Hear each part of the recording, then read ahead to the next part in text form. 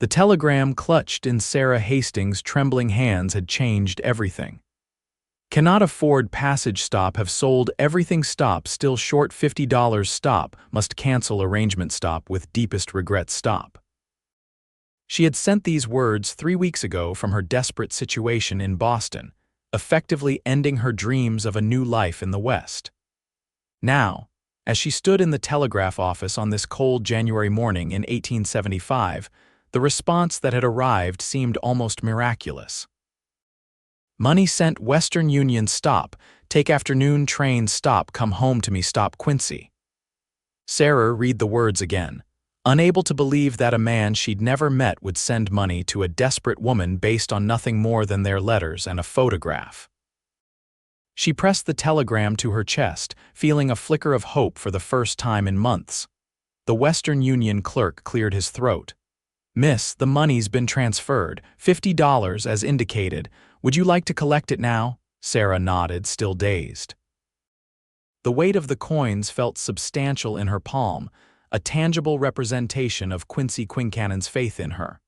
She had never expected this when she'd first answered his advertisement in the newspaper. Hard-working rancher seeks honest, sturdy woman for marriage. Kelton, Utah Territory. The bitter January wind whipped at Sarah's thin coat as she hurried from the telegraph office to her boarding house.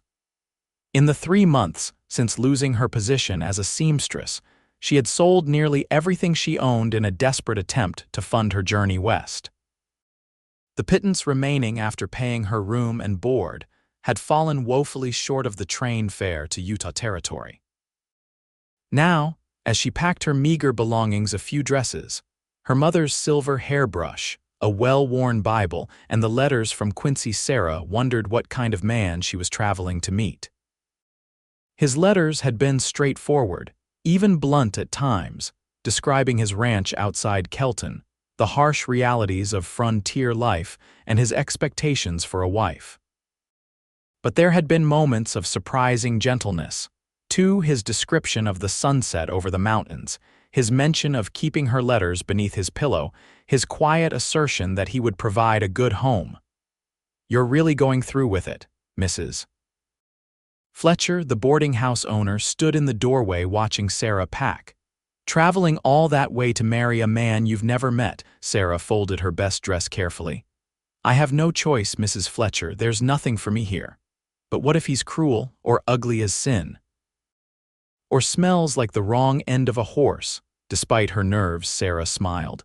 "His letters suggest he's kind. As for his appearance..." She shrugged. "Does it matter? I'm 24 with no family, no fortune, and no prospects, and now he sent money when he had every right to find another bride." Mrs. Fletcher sighed. "Well, I'll pray for you, child. The West is no place for a gentle soul." Sarah's chin lifted. "Perhaps I'm not as gentle as you think." The next morning, Sarah boarded the westbound train, her ticket clutched in her hand. As Boston disappeared behind her, she allowed herself to consider what lay ahead. Would Quincy be disappointed when he saw her? She was plain by most standards: brown hair, brown eyes, average height. Her only remarkable features were her hands, delicate despite years of sewing, and a stubborn spirit her father had always claimed would bring her trouble. The journey stretched before her 5 days by rail, changing trains in Chicago and again in Omaha. She would arrive in Kelton tired and disheveled, hardly the picture of the composed bride she had hoped to be. On the second day, as farmland gave way to vast open spaces, Sarah pulled out the photograph Quincy had sent. A tall man with serious eyes stood beside a dappled mare, one hand on the horse's neck. His face was weathered, his stance confident. He wasn't handsome in the conventional sense, but there was something compelling about his direct gaze. "You're intended." Sarah startled, looking up to find an elderly woman in the seat across from her, nodding toward the photograph. "Yes," Sarah admitted, "we've never met. He's a rancher near Kelton, Utah Territory." The woman's eyes widened. "Mail order bride then? My niece did the same. Married a farmer in Nebraska." "And was she happy?" Sarah couldn't help asking. The woman patted Sarah's knee. She was 3 children now and her own vegetable garden, says she never regretted it a day. She peered at the photograph. He looks strong, that counts for something out west. The train rocked beneath them as it pushed westward. Outside the window, the landscape transformed, becoming wilder and more dramatic with each passing day. Sarah watched in fascination as they crossed the Mississippi, then the Missouri, the enormity of the continent unfolding before her. She had never traveled beyond Massachusetts before, and the sheer scale of America left her breathless. At night, she slept fitfully in her seat, the letter from Quincy tucked safely in her pocket. His last letter before her telegram explained that he would meet her at the station in Kelton when she arrived. "Look for a tall man in a brown hat with a bay horse," he'd written. "I'll be watching for a woman with thoughtful eyes." As the train crossed into Utah territory on the 5th day, Sarah's anxiety mounted. The landscape here was unlike anything she had ever seen, harsh, beautiful in its starkness with mountains rising in the distance. This would be her home now, this wild, unforgiving place. The conductor moved through the car. "Kelton Station in 30 minutes, folks." Sarah's heart hammered against her ribs as she pinned her hat more securely and brushed the wrinkles from her dress as best she could. 5 days of travel had left her exhausted, but she was determined to make a good impression. When the train finally slowed at the Kelton station, little more than a wooden platform beside a cluster of buildings, Sarah gathered her courage along with her carpetbag. The other passengers disembarked, leaving her alone in the car, frozen with sudden fear. "Miss, this is Kelton," the conductor reminded her gently. Sarah nodded, rose on shaky legs, and stepped onto the platform. The winter air was crisp and dry, nothing like the damp cold of Boston.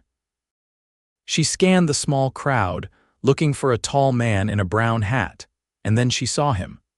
Quincy Quincannon stood at the edge of the platform, even taller than she had imagined from his photograph.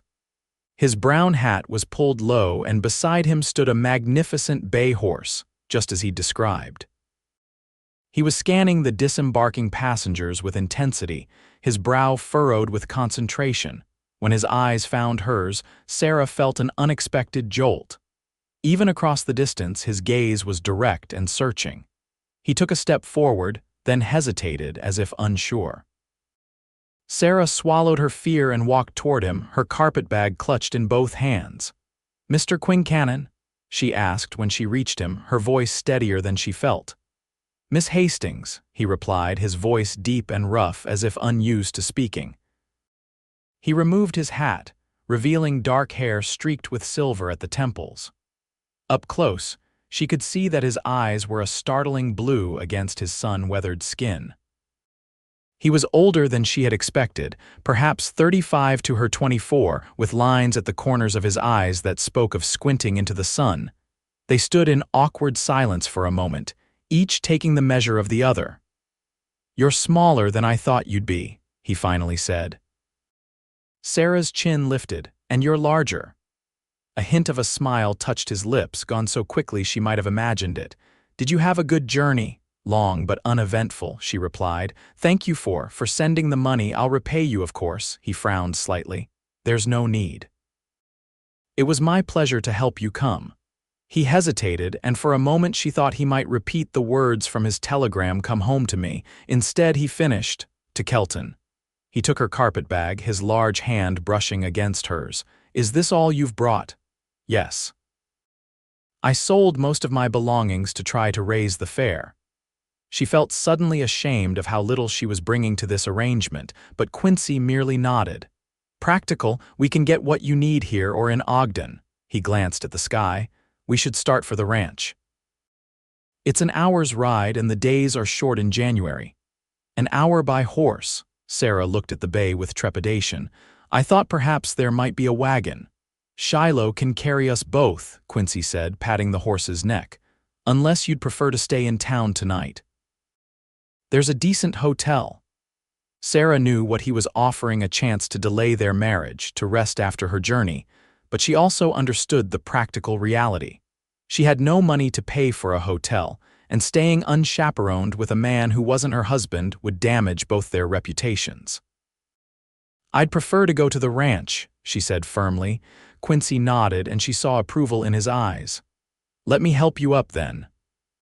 His hands were strong and sure as he lifted her onto the horse's back, and she settled awkwardly sideways on the saddle, grateful for the modest split riding skirt she'd purchased with Mrs. Fletcher's help before leaving Boston. Quincy swung up behind her with easy grace, his chest warm against her back, one arm reaching around her to take the reins. Sarah went rigid at the sudden intimacy. "I won't let you fall," he said quietly, seeming to understand her discomfort. "Hold onto the pommel if you need to." As they rode away from the small settlement, Sarah took in her surroundings. Kelton itself was hardly more than a main street with a general store, a saloon, a telegraph office, and a handful of other buildings clustered around the railroad station. Beyond the town, the landscape opened into a vast expanse of sagebrush and grasses, with mountains rising in the distance. "The ranch is northwest of town," Quincy explained, his breath warm against her ear as they rode. 700 acres, good water from the creek that runs through the property." "It sounds substantial," Sarah replied, impressed despite herself. "It's taken 8 years to build it to what it is now," Quincy said, and she heard the pride in his voice. "Started with just 50 acres and a claim shack. And now, a proper house with 4 rooms, a barn, corrals. 20 head of cattle, some chickens, 3 horses including Shiloh here, and good grazing land."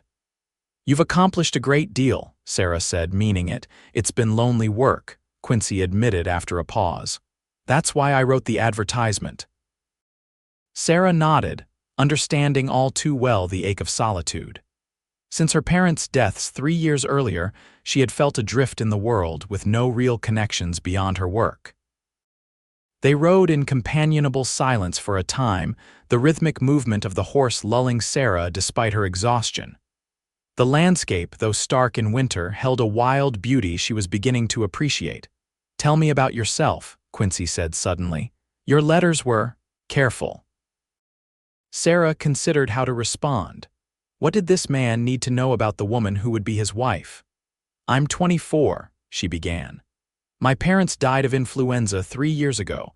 I was a seamstress at a dress shop in Boston until the owner's nephew took over and brought in his own staff. I have some education, I can read and write well, do sums. I can cook plain food, though nothing fancy. I'm healthy and not afraid of hard work." Quincy listened without interruption. When she finished, he was quiet for a moment before saying, "You didn't mention what you hope for." The question caught her off guard. "Hope for? From life, from marriage?" Sarah hesitated. "I hope for security," she finally said. "A home, perhaps children someday. I don't expect grand passion, Mr. Quincannon, if that's what you're asking." His chest rumbled against her back in what might have been a chuckle. "Quincy, please, and no, I wasn't asking about passion, though I wouldn't rule it out entirely." Sarah felt heat rise to her cheeks and was grateful he couldn't see her face. "There," Quincy said, pointing ahead. "That's the ranch." In the distance, Sarah could make out a sturdy log house with a front porch, smoke curling from the stone chimney. A large barn stood nearby, along with several corrals and outbuildings. It looked solid and well-maintained, and relief washed through her. Whatever else awaited her in this new life, at least the home appeared comfortable. As they approached, a dog came bounding out to meet them, a large, shaggy beast with a ferocious bark that turned to joyful whining as it recognized Quincy. "That's Bear," Quincy explained as he helped Sarah dismount. "He sounds fearsome, but he's gentle as a lamb once he knows you." Sarah stood unsteadily, her legs aching from the unaccustomed ride. Bear approached her cautiously, sniffing at her skirts. "Let him smell your hand," Quincy suggested. Sarah extended her hand, palm down, and the dog sniffed it thoroughly before giving it a gentle lick. She smiled, scratching behind his ears. "Hello, Bear." Quincy watched the interaction with approval before leading Shiloh toward the barn. "I'll take care of him and be right in." "Make yourself at home." Left alone, Sarah approached the house with trepidation. This would be her home now if she agreed to marry Quincy. Despite their correspondence, their arrangement remained conditional until they met and both agreed to proceed. Now that she had arrived, the reality of what she was considering struck her full force. She climbed the steps to the porch and hesitated at the door. Should she knock? It seemed absurd to knock at what might soon be her own home, yet walking in uninvited felt presumptuous. Before she could decide, the door swung open, revealing a small, wiry man with a shock of white hair. "You must be Miss Hastings," he exclaimed, beaming at her. "I'm Jasper Miller, cook and general handyman for Mr. Quincannon. Come in before you freeze." Surprised, Sarah followed him into the warm interior. The main room was larger than she had expected, with a stone fireplace at one end, a sturdy table and chairs in the center, and comfortable-looking furniture arranged near the hearth. Everything was simple but well-crafted and scrupulously clean. "Quincy didn't mention you in his letters," Sarah said. Removing her hat and gloves, Jasper chuckled as he stirred something delicious smelling on the stove. "Probably figured I wasn't worth mentioning. Been with him 6 years now, ever since he pulled me out of a snowdrift half dead from cold and hunger. I was passing through looking for work, got caught in a blizzard. Quincy found me, nursed me back to health, gave me a job. Not much I wouldn't do for that man." Sarah absorbed this information with interest. It spoke well of Quincy that he would rescue a stranger and then employ him. "He's been cleaning and fussing for days, getting ready for your arrival," Jasper continued, winking at her. "Never seen him so nervous." "Jasper," Quincy's deep voice came from the doorway, "I'm sure Miss Hastings doesn't need to hear about my housekeeping habits." "Just making conversation," Jasper replied, unrepentant. "Stew's almost ready." Quincy hung his hat and coat by the door, then turned to Sarah. "Let me show you to your room. You can rest before supper if you'd like." He led her down a short hallway to a door on the right. "This will be your room," he said, opening it. Until we decide about the marriage." The room was small but pleasant, with a narrow bed covered in a colorful quilt, a chest of drawers, and a small table beside the window. A basin and pitcher sat atop the chest, and a mirror hung on one wall. "It's lovely," Sarah said truthfully, touched by the obvious care that had gone into preparing the space. A small vase of dried wildflowers stood on the table, an unexpectedly thoughtful touch. "The washroom is through there," Quincy said, indicating another door. "It's simple, just a tub and necessary, but it's private. My room is across the hall." Sarah nodded, suddenly overwhelmed by exhaustion and the enormity of the changes in her life. Quincy seemed to notice, for his expression softened. "Rest," he said gently. "We'll talk after you've had food and sleep." When he had gone, closing the door behind him, Sarah sank onto the bed. The quilt was soft beneath her fingers, the mattress firmer than she was accustomed to but comfortable. Outside the window, the western sky was painted in shades of gold and crimson as the sun began its descent behind the mountains. She had imagined this moment many times during her journey, her arrival at the home of the man she had agreed to marry. The reality was both better and more frightening than she had anticipated. Quincy seemed honorable and his home was comfortable, but the isolation of the ranch and the vastness of the landscape were daunting. Could she truly build a life here? Sarah unpacked her few belongings, washed her face and hands in the basin, and changed into a fresh dress. By the time she emerged from her room, the delicious aroma of stew had filled the house, making her stomach growl in anticipation. In the main room, Quincy and Jasper were already seated at the table. Quincy rose when she entered, pulling out a chair for her. "You look refreshed," he said, his blue eyes taking in her appearance. "Thank you." Sarah smoothed her skirts as she sat. "It feels wonderful to be clean after 5 days on a train." Jasper placed a steaming bowl in front of her.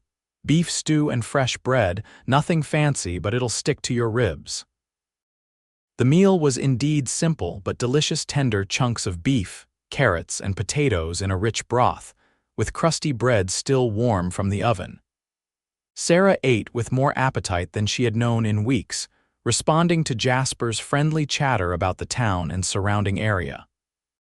Quincy ate quietly, occasionally adding a comment or clarification, but mostly watching Sarah with thoughtful eyes. When they had finished eating, Jasper shooed them away from the dishes. "You two go sit by the fire and get acquainted proper," he insisted. "I'll take care of this and then make myself scarce." Quincy led Sarah to the sitting area near the fireplace, where a comfortable sofa and 2 chairs were arranged on a colorful woven rug. Sarah chose one of the chairs, while Quincy sat on the sofa, leaving a respectful distance between them. For a moment, they sat in awkward silence, the crackling of the fire the only sound in the room. Then Quincy leaned forward, elbows on his knees, his expression earnest. "Miss Hastings, Sarah, I want to be clear about something. Our arrangement was made through letters before we met. Now that you're here, I want you to know that you're under no obligation. If you find the ranch or me not to your liking, I'll arrange for your return to Boston or wherever you wish to go." Sarah studied his face in the firelight. The offer was generous, especially considering the money he had already spent to bring her here. "That's very kind," she said slowly. "But I should be honest as well. I have nowhere to return to. I came west because I had no other options." Quincy frowned. "That's not a good reason to marry." "Isn't it? People marry for security and companionship all the time. Not everyone has the luxury of marrying for love." "And what do you want, Sarah Hastings?" The directness of the question startled her. She looked into the fire, gathering her thoughts. "I want a home," she finally said. "I want purpose. I want to matter to someone." She met his eyes. "Can you offer me those things?" Quincy Quincannon, his gaze was steady. "I believe I can, and in return, I'll be a good wife," she said simply. "I'll work alongside you, keep your home, share your bed, bear your children if we're so blessed. I'll be loyal and honest." "You make it sound like a business arrangement," he observed, though his tone held no judgment. "Isn't that what it is? An exchange of mutual benefit." Quincy was quiet for a moment, then he stood and crossed to the window, looking out at the darkening landscape. "My parents had such an arrangement," he said. "My father needed help on his farm in Missouri. My mother needed security after her first husband died. They were content enough, I suppose, but there was little warmth between them." He turned to face her. "I had hoped for something more." Sarah felt a pang of guilt. This man had sent money to a stranger, had prepared a home for her, and in return she was offering him little more than her labor and her body. She rose and moved to stand before him. "I can't promise love, Quincy," she said gently. "Not yet, but I can promise to try to be open to the possibility." "Would that be enough?" The firelight caught the silver in his hair as he studied her face. "It would be a start," he finally said. Then, with a slight smile, "Shall we give ourselves some time, a week perhaps, before making any final decisions?" Relief flooded through Sarah. "A week sounds reasonable." "Good." He hesitated, then reached out slowly to touch her cheek, his fingers calloused but gentle. "Welcome to the ranch, Sarah Hastings."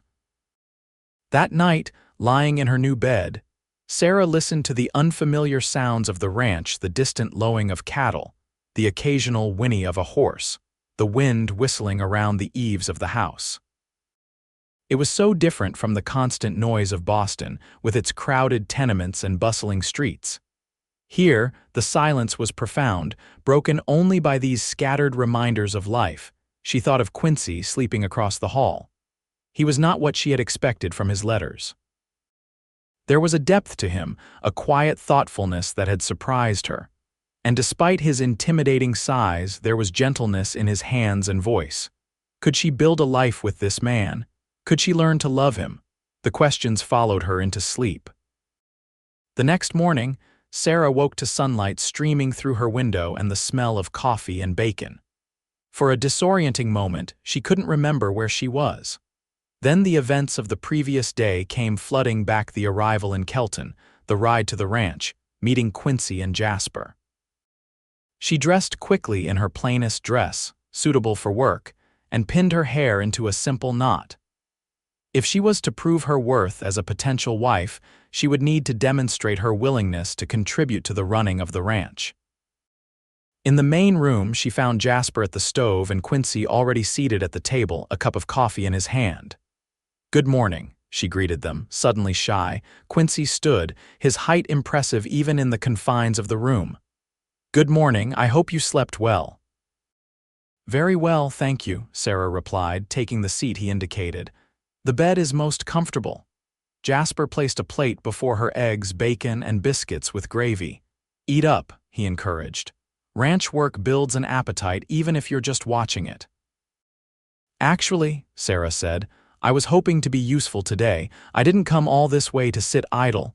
Quincy and Jasper exchanged a look that Sarah couldn't quite interpret. Then Quincy nodded. "If you're sure you're not too tired from your journey." "I'm perfectly recovered," she assured him, though in truth her muscles still ached from the horseback ride. "Very well," Quincy said. "After breakfast, I'll show you around the ranch properly and we can discuss how you might help." The tour, conducted on foot with Bear trotting alongside them, revealed the full extent of Quincy's holdings. The barn housed not only Shiloh but two other horses, a sturdy gelding named Tucker and a gentle mare called Daisy. "Daisy might suit you," Quincy suggested, as the pretty sorrel nuzzled Sarah's hand. "She's even tempered and patient with inexperienced riders." Beyond the barn were the cattle pens, currently empty as the small herd grazed in a nearby pasture. "We're primarily a cattle operation," Quincy explained, "though we grow enough hay and vegetables for our own use." He showed her the chicken coop, where a dozen hens scratched in the dirt, and the vegetable garden, now dormant under a light covering of snow. A smokehouse stood behind the main house, and a small root cellar had been dug into the side of a hill. "It's very well organized," Sarah observed, genuinely impressed by the neat, efficient layout of the ranch. "It's taken years to get it this way," Quincy admitted. "When I first arrived, there was nothing but open land and a creek." "How did you come to settle here?" Sarah asked as they walked back toward the house. Quincy was quiet for a moment, and she wondered if she had overstepped. Then he said, "After the war I fought for the Union. I couldn't settle back into farming in Missouri. Too many memories. I worked my way west, took odd jobs, saved my money. When I reached Utah Territory, something about this land spoke to me." He gestured at the sweeping vista before them. "It was raw, untamed, but full of potential. Like me, I suppose." It was the most personal thing he had shared with her, and Sarah felt honored by his confidence. "You've built something remarkable," she said softly. He looked down at her, his expression unreadable. "It's still not complete." The days fell into a rhythm.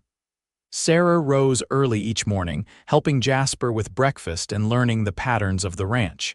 Quincy taught her to feed the chickens and collect eggs, to milk the cow they kept for household use, and to tend the fires that kept the house warm. Jasper showed her where everything was kept in the kitchen and instructed her in preparing the hearty meals that sustained them through the winter days. He was a patient teacher, full of stories and practical advice. "Quincy likes his coffee strong enough to stand a spoon in," he told her on the third morning.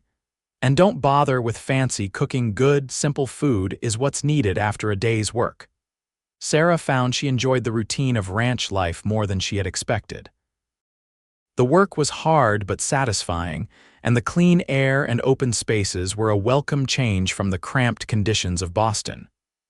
Each night, she fell into bed pleasantly exhausted, sleeping deeply until dawn, and through it all, she was growing to know Quincy Quincannon. He was a man of few words but deep thoughts, she discovered. He read widely books on agriculture and animal husbandry, but also history, poetry, and novels. In the evenings, after supper, he sometimes read aloud while she mended his shirts or darned his socks. She learned that he had a dry wit that emerged unexpectedly, making her laugh when she least expected it. He was unfailingly patient with the animals and with Jasper's occasional forgetfulness. And he watched her, those blue eyes following her movements with an intensity that made her both nervous and oddly pleased. On the fourth day, A snowstorm kept them confined to the house. Sarah used the opportunity to take inventory of the household linens and clothing, making notes of what needed repair or replacement. She was examining a worn tablecloth when Quincy found her. "What are you doing?" he asked, leaning against the doorframe of the small pantry where she worked. Sarah held up the tablecloth. "This could be cut down to make napkins, and these sheets," she indicated a stack beside her, "need to be turned side to middle. And your shirts, Quincy, are in a dreadful state. Do you own a darning egg?" His lips twitched with amusement. "I don't believe I do." "Is it essential?" "For proper mending, yes. I'll add it to my list for the general store." She shuffled through her notes. "Along with needles, thread, fabric for curtains, these are faded beyond salvation, and proper dishcloths." Quincy crossed to her, taking the list from her hand. His eyebrows rose as he read it. "You've been busy," he observed. "A well-run household requires attention to detail," Sarah replied primly, though she felt suddenly self-conscious. Had she overstepped? "Of course, these are just suggestions." "No," Quincy said quickly. "No, they're good suggestions. It's just—" He ran a hand through his hair, a gesture she was coming to recognize as a sign of uncertainty. "You sound as if you've decided to stay." Sarah looked up at him, realizing the truth of his words. She had been planning as if her future here was certain. "I suppose I have been thinking that way," she admitted. "And have you? Decided, I mean?" His voice was carefully neutral, but she could see tension in the set of his shoulders. Sarah considered the question seriously. 4 days was a short time to make such a momentous decision, but she found that her mind was clearer than it had been in months. "I have," she said finally. "If you'll still have me, I would like to stay." The relief that crossed his face was unmistakable. "I would be honored to have you as my wife, Sarah Hastings." "Then it's settled," she said, trying to sound practical, though her heart was suddenly racing. "When shall we marry?" "The circuit preacher comes through Kelton next week," Quincy replied. "Would that suit you?" Sarah nodded, suddenly unable to speak around the lump in her throat. This was really happening. She was committing herself to this man, this place, this life. Quincy seemed to sense her emotion, for he reached out and took her hand, his large fingers engulfing hers. "I'll do my best to make you happy," he promised softly. "And I, you," Sarah whispered. That night, after Jasper had retired to his small room off the kitchen, Quincy and Sarah sat before the fire as had become their custom. The storm had passed, leaving a pristine blanket of snow across the landscape, visible through the window in the moonlight. "There's something I've been meaning to give you," Quincy said, reaching into his pocket. He withdrew a small leather pouch and handed it to her. Sarah opened it curiously, tipping the contents into her palm. A ring gleamed in the firelight, a simple gold band set with a small, perfect pearl. "It was my mother's," Quincy explained. "My father gave it to her when they married. I'd like you to have it if you're willing." Sarah stared at the ring, deeply moved by the gesture. "It's beautiful," she said, her voice catching. "Are you sure you want me to have it?" "I'm sure." He took the ring from her palm and held it between his thumb and forefinger. "May I?" Sarah nodded, extending her left hand. Quincy slipped the ring onto her finger where it fit as if made for her. His hands lingered on hers, warm and strong, and Sarah felt an unexpected flutter in her chest. "Thank you," she whispered. Quincy's eyes, when they met hers, were dark with emotion. "Sarah," he said softly, "may I kiss you?" The question, so formally asked, made her smile despite her nervousness. "Yes," she replied, "you may." He leaned forward, one hand coming up to cup her cheek. His lips, when they met hers, were gentle, almost reverent. Sarah closed her eyes, allowing herself to feel the warmth of his hand, the slight roughness of his beard against her skin, the surprising softness of his mouth. When he drew back, his eyes searched hers, as if looking for confirmation that she had not been displeased. Sarah found herself smiling, a warmth spreading through her that had nothing to do with the fire.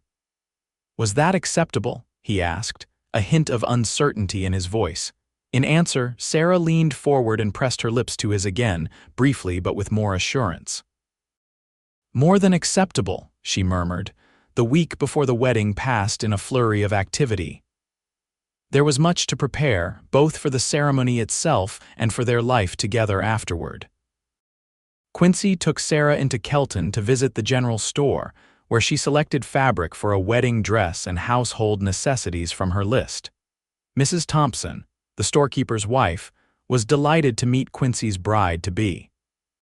"We've all been curious about the woman who finally caught Quincy Quincannon," she confided to Sarah while her husband tallied their purchases. "He's been the most eligible bachelor in the county for years." Sarah raised an eyebrow at this information. "Has he had many suitors, Mrs. Thompson laughed. "Oh my, yes. Every unmarried woman within 50 miles has set her cap for him at one time or another, but he never showed interest in any of them. Too busy with that ranch of his, I always thought." She lowered her voice. "How did you manage it, dear?" Sarah glanced across the store where Quincy was examining a new saddle. "I answered his advertisement," she said simply. "We corresponded for 6 months before I came west." "An advertisement?" Mrs. Thompson's eyes widened. "Well, I never, but it seems to have worked out for the best. He looks happier than I've ever seen him." Sarah followed her gaze, studying Quincy's profile as he spoke with the storekeeper. Did he look happy? There was a relaxed set to his shoulders that hadn't been there when she first arrived, and when he sensed her watching and turned to smile at her, the warmth in his eyes was unmistakable. Perhaps, she thought, this arrangement might become more than just a practical partnership after all. On the journey home, with their purchases loaded in the wagon Quincy had borrowed for the occasion, Sarah broached the subject that had been on her mind since their conversation with Mrs. Thompson. "Why didn't you marry someone local?" she asked. "It seems there were plenty of willing candidates." Quincy flicked the reins, keeping the horses at a steady pace. "None of them were right," he said after a moment. "What was wrong with them?" He frowned, considering the question.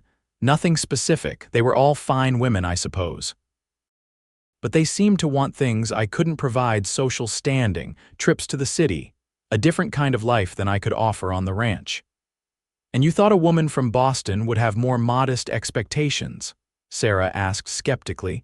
Quincy glanced at her, a smile tugging at his lips. "No, but I thought a woman who would answer an advertisement from a stranger might be practical and adventurous in equal measure. Someone willing to take a chance on a different kind of life." "You took a chance too," Sarah pointed out. "I could have been anyone dishonest, lazy, even cruel." "Your letters showed your character," Quincy said simply. "You were straightforward about your circumstances and expectations. You asked practical questions about the ranch and life here. And you wrote with intelligence and occasionally with humor, though you tried to hide it." Sarah stared at him, surprised by his perceptiveness. "You gleaned all that from a few letters?" "A few carefully written letters," he corrected. "Words reveal more than people realize if you know how to read them." The observation gave Sarah pause. She had always thought of herself as reserved, cautious about revealing too much of herself. The idea that this quiet rancher had seen through her careful words was both unsettling and oddly comforting. The day before the wedding, Sarah worked from dawn to dusk to finish her dress. She had chosen a practical dove gray fabric that could be worn again for church and special occasions, but had splurged on lace for the collar and cuffs. The result was simple but elegant, and when she tried it on for a final fitting, she felt a flutter of excitement that surprised her. This was not how she had imagined her wedding day would be, growing up in Boston with dreams of white satin and orange blossoms. Yet standing in her small room at the ranch, looking at her reflection in the mirror, Sarah found she didn't mind the changes fate had brought. There was something honest about this gray dress, this simple ceremony, this hard-working man she was agreeing to join her life to. That evening, as Sarah sat on the porch watching the sunset, a brief respite from her preparations, Jasper joined her, his weathered face unusually serious. "Wanted to tell you something before tomorrow," he said, settling his thin frame onto the step beside her. "About Quincy." Sarah waited, curious about what the old man might share. "Known him 6 years now," Jasper began, "and in all that time I've never seen him look at anything the way he looks at you. Not even that bay horse he paid a small fortune for." Sarah smiled at the comparison. Is that a compliment? Highest one I know, Jasper replied with a wink. What I'm saying is that man's been alone too long. Built this ranch with his own hands, poured his heart and soul into it, but a ranch ain't enough to keep a man warm at night if you take my meaning. I believe I do, Sarah said, her cheeks warming. He's a good man, Sarah, best I've known. Treats his animals fair, pays his debts, keeps his word. The kind of man who'd ride 20 miles in a blizzard to help a neighbor, then refuse payment for his trouble. Jasper patted her hand. You could do a sight worse. I know, Sarah said softly. I consider myself fortunate. Jasper nodded, satisfied. Good, that's all I wanted to say. He rose with a grunt. Except maybe that I'm glad you're staying. Place needs a woman's touch, and Quincy's biscuits are hard enough to break a tooth. Sarah laughed, grateful for the moment of levity. I'll keep that in mind. The wedding day dawned clear and cold, the January sky a brilliant blue. Sarah woke early, her stomach fluttering with nerves. Today she would become Mrs. Quincy Quincannon, committed to this man and this place for the rest of her life. Jasper had prepared a special breakfast, and the three of them ate together as usual, though conversation was sporadic, each lost in their own thoughts. Afterward, Quincy announced that he had business in town and would return with the preacher in the afternoon. Thought you might appreciate some privacy to prepare, he told Sarah, his manner more formal than it had been in days. When he had gone, Sarah bathed carefully, washed and dried her hair and dressed in her new gray gown. She had just finished pinning her hair into a neat arrangement when she heard a knock at the front door. Assuming Quincy had returned earlier than expected, she hurried to answer it, only to find Mrs. Thompson on the porch, her arms full of flowers. I hope you don't mind my presumption, the storekeeper's wife said, but no bride should be without flowers on her wedding day. Sarah stared in amazement at the colorful blooms. But where did you find flowers in January? Hothouse in Ogden, Mrs. Thompson explained, stepping inside. My husband sends to them for special occasions. When I heard your wedding was today, I had him order these. She handed the bouquet to Sarah, roses and lilies arranged with ferns. Every woman deserves something beautiful when she marries. Tears sprang to Sarah's eyes at the unexpected kindness. Thank you, she whispered. I don't know what to say. No need to say anything, Mrs. Thompson assured her, helping her arrange the flowers in a vase Jasper hastily provided. Just be happy. Quincy deserves that, and so do you. By the time Quincy returned with Reverend Wilson, several other guests had arrived, the blacksmith and his wife, 2 neighboring ranchers, and the telegraph operator. Sarah was touched by the small community's desire to witness their union, especially since she was such a newcomer. The ceremony itself was brief but meaningful, conducted in the main room of the ranch house. Sarah stood beside Quincy before the fire, the scent of Mrs. Thompson's flowers filling the air as they exchanged simple vows. I, Quincy James Quincannon, take you, Sarah Elizabeth Hastings, to be my lawful wedded wife. Quincy's deep voice was steady, his hands warm around hers. To have and to hold from this day forward, for better, for worse, for richer, for poorer, in sickness and in health, to love and to cherish, till death do us part. When it was her turn, Sarah's voice shook slightly at first but grew stronger as she continued. I, Sarah Elizabeth Hastings, take you, Quincy James Quincannon, to be my lawful wedded husband. To have and to hold from this day forward, for better, for worse, for richer, for poorer, in sickness and in health, to love and to cherish, till death do us part. By the power vested in me, Reverend Wilson concluded, I now pronounce you man and wife. You may kiss your bride. Quincy's kiss was gentle but more assured than their previous exchanges, and when he drew back, the look in his eyes made Sarah's heart skip.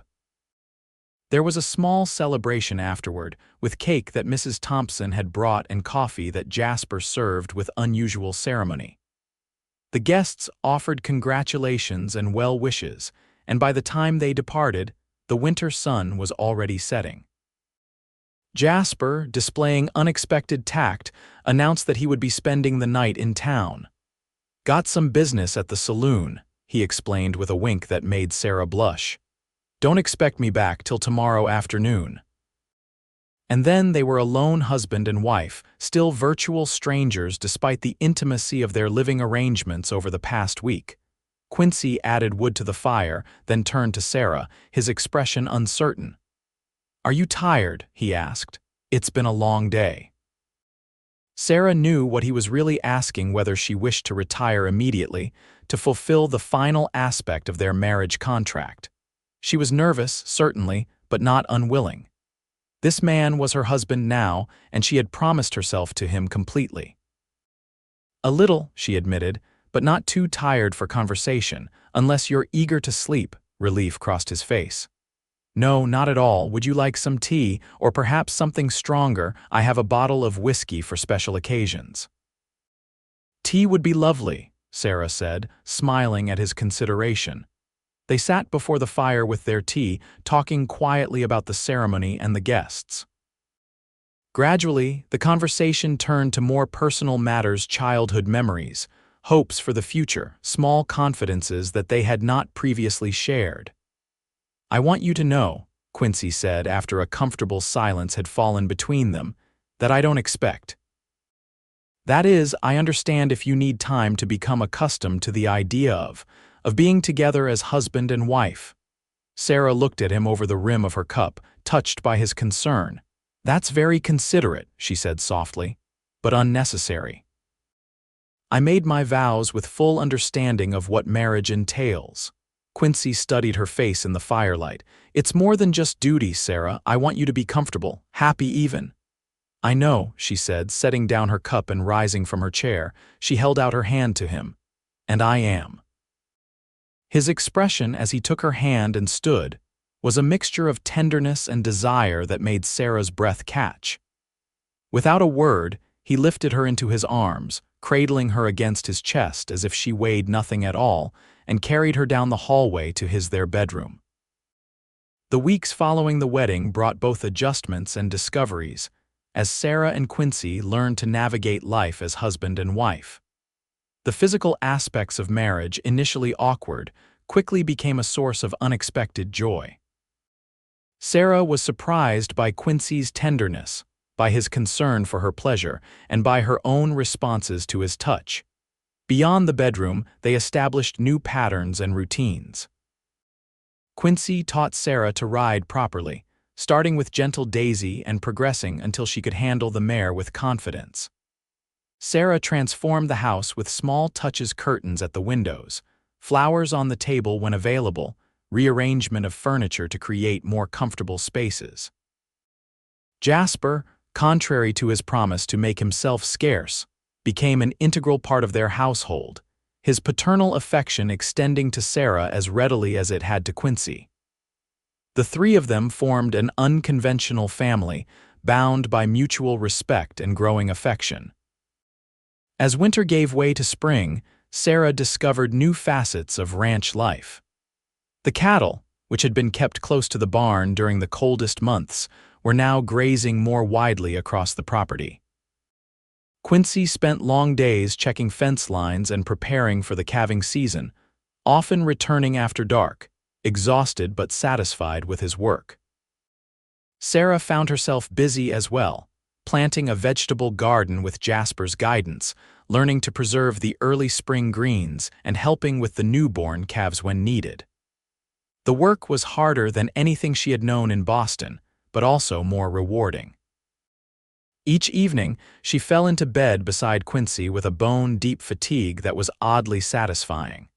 And through it all, something was growing between them, something deeper than physical attraction or practical partnership. They talked more easily now, sharing thoughts and dreams that went beyond the day-to-day operations of the ranch. Quincy told her stories of his childhood in Missouri, of his experiences during the war, of his journey west, and the early struggles to establish the ranch. Sarah shared memories of her parents, of growing up in a modest but happy home, of her hopes for their future together. One evening in late April, as they sat on the porch watching the sunset, Quincy took her hand in his. "Are you happy here, Sarah?" he asked, his voice serious. Sarah considered the question thoughtfully. Yes, she said finally. Happier than I expected to be. You don't regret coming west, marrying a stranger? She turned to look at him, this man who was no longer a stranger but her husband in every sense of the word. No, she said honestly. I don't regret it at all. Quincy's smile was slow but warm. Good, he said, squeezing her hand.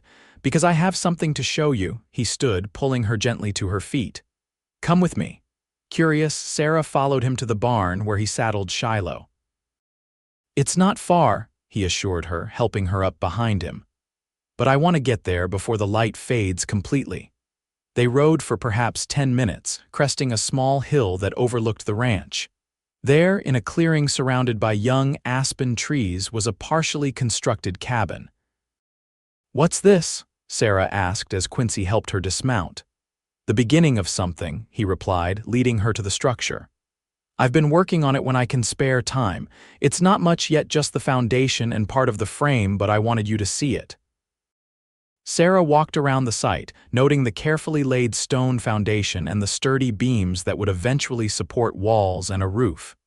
Is it another outbuilding? Quincy shook his head. It's a house for us. He took her hand again, his expression earnest. The ranch house is fine for now, but it was built for a bachelor.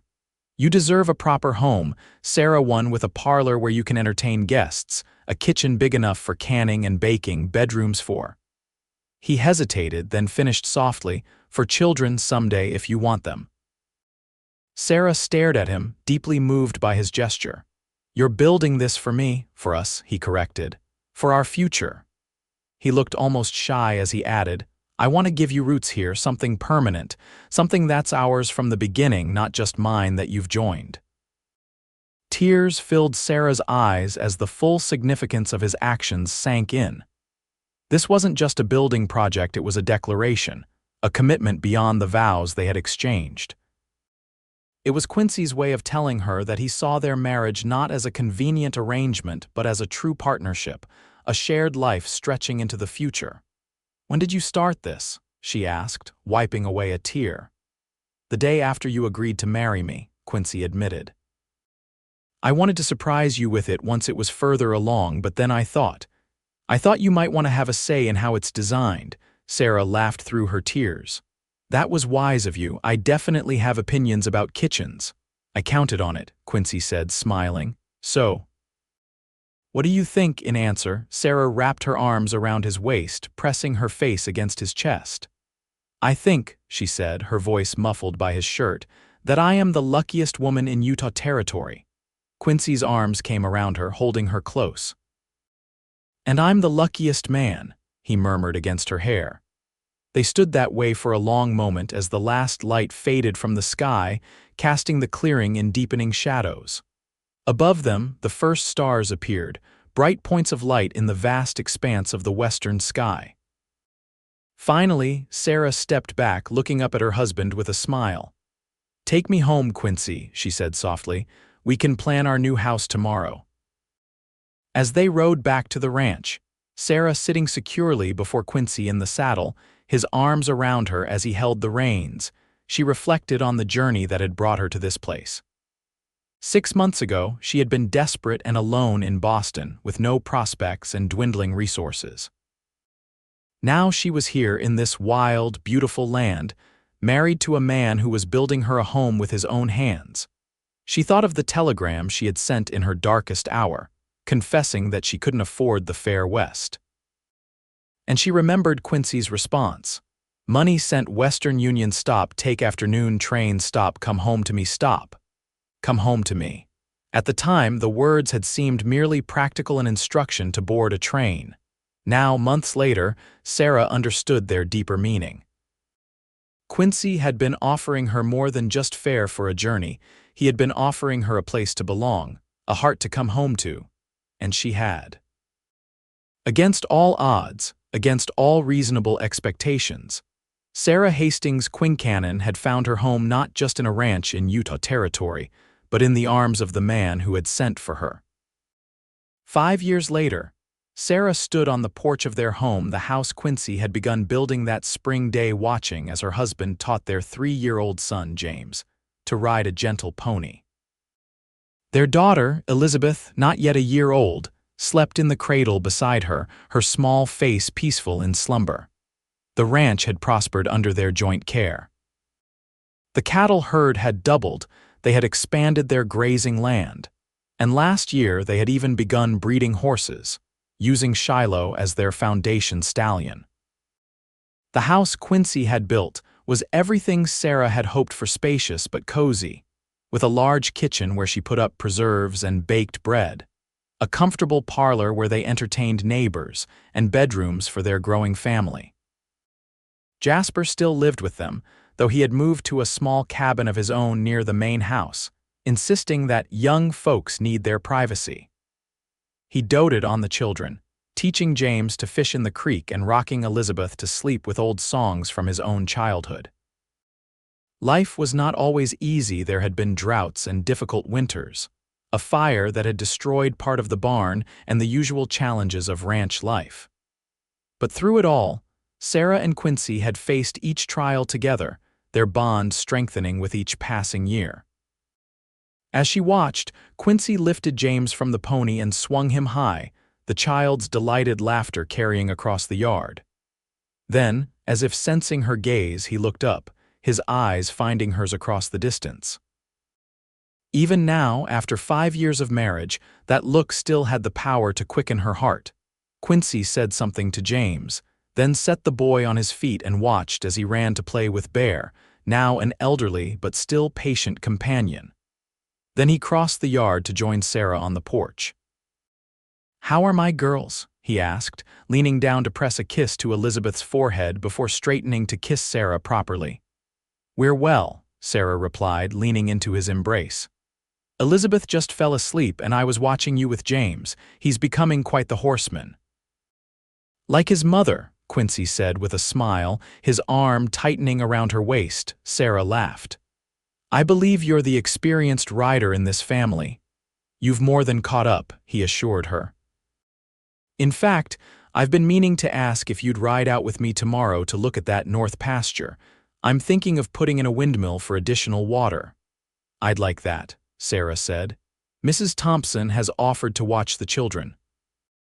She claims James is the only one who can make her rheumatism feel better, though I suspect it's just an excuse to spoil him with cookies," Quincy chuckled. "Probably." He looked out over the ranch, his expression thoughtful. "I had a letter from that fellow in Boston today, the one who answered our advertisement for a foreman." Sarah raised an eyebrow. "And he'll arrive next week on the afternoon train. Sounds promising. Experience with cattle in Texas, good references. I hope he works out." "You've been doing the work of 2 men since Jed left."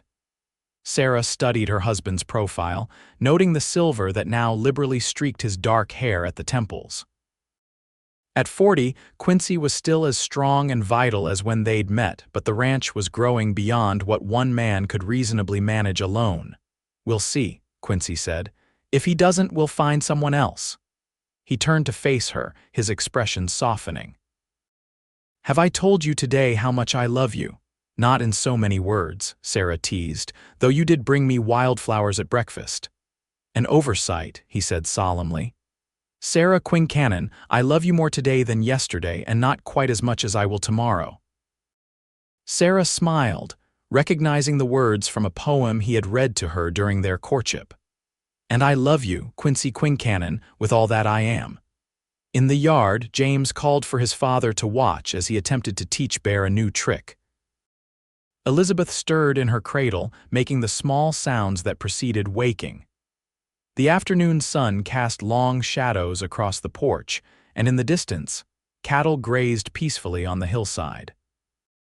This was the life Sarah had never known she wanted, in a place she had never expected to call home, with a man she had married as a practical arrangement and grown to love with a depth that still surprised her. All of it stemming from a moment of desperation, a telegram and 5 simple words. "Come home to me." And she had. Every day since, in every way that mattered, Sarah had come home to Quincy, to the heart and arms of the man who had sent for her when she couldn't afford the fare. The man who had become, against all odds and expectations, the great love of her life.